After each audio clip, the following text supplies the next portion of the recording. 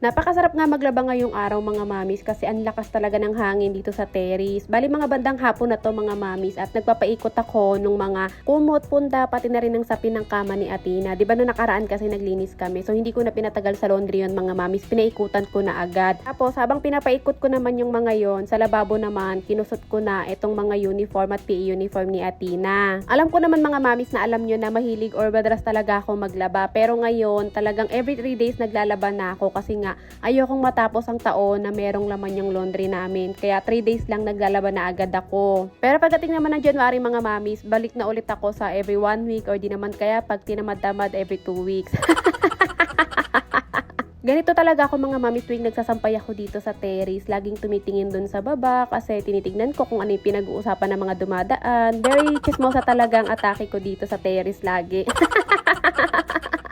Ba mga mamis, kwento ko lang pala sa inyo. Dati talaga, tuwing naglalaba ako ng uniform ni Atina, lagi kong ginagamitan ng Zonrox, lalo na nga kapag merong sulat na ballpen yung uniform niya. Tapos, hindi ko alam mga mamis kung last year o ngayong taong ko lang ginawa na hindi ko gamitan ng Zonrox yung mga uniform niya. Kaya tignan nyo, ang ganda ng kulay ng mga uniform niya, no?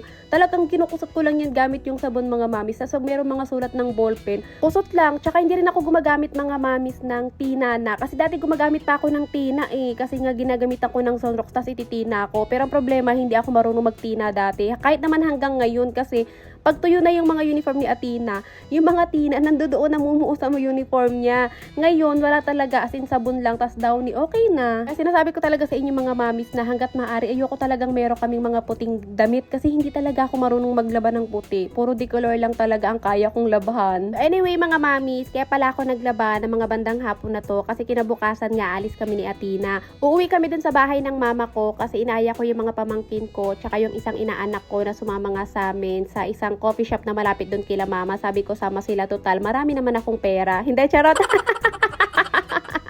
So, fast forward na nga tayo mga mami. So, natapos naman na ako maglaba. Inantay ko lang maggabi para makatulog. At kinabukasan na nga ng umaga to. Yes, mga mamis, maaga talaga kaming gumising ni Atina para nga mahaba-haba yung tambay namin doon.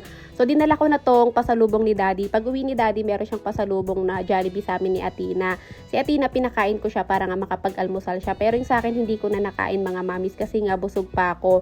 Kaya ang gagawin ko, ibibigay ko na lang to dun sa bahay kay mama. Pero hindi naman ako sure kung nandun si mama mga mamis kasi nga alam ko lagi na siya nagbabantay sa paninda ng tita ko doon sa may Quiapo. Di na pala kami nagbihes or nagpangalis ni Atina mga mamis. Ito nga si Atina mga mamis, ayun yung suot niya nung natulog siya. Ayun pa rin yung suot niya pag pupunta kami doon. Kasi nga kaila mama lang naman kami mga mamis, hindi naman kami magmumol. So kung nakita niyo naman mga mami si Atina tuwing aalis kami, hindi na talaga pwedeng kalimutan yung mga Beyblade na yan. Kailangan lagi niya yung dala. Sabi niya kasi gusto daw niya makalaro ng mga Beyblade, yung mga pinsan niya doon. Kaya hinayaan ko na lang. Pero hindi ko pinadala lahat kasi para hindi masyadong maraming bit-bit. Hindi ko na na-videoan yung biyahe namin mga mamis kasi ako talaga takot na takot talaga ako naglalabas ng cellphone sa jeep. Lalo na nga lagi lang jeep yung ginagamit or sinasakyan namin ni Atina tuwing pupunta kami dito. So nandito na kami sa bahay at gising na nga itong pamangkin ko at sakto nandito rin si mama kaya nibigay ko sa kanya yung Jollibee. Sa pamangkin ko naman mga mamis, may dala naman ako mga chocolate na galing nga sa binigay sa akin. Nagdala ako para nga meron din siya makain. Mga bandang gabi na to mga mamis at andito na nga kami sa sinasabi ko sa inyong coffee shop na malapit dito kila mama na gusto ko ngang itry. Tapos sinama ko nga yung mga pamangkin ko para hindi lang kami ni Atina ang maka-experience nito.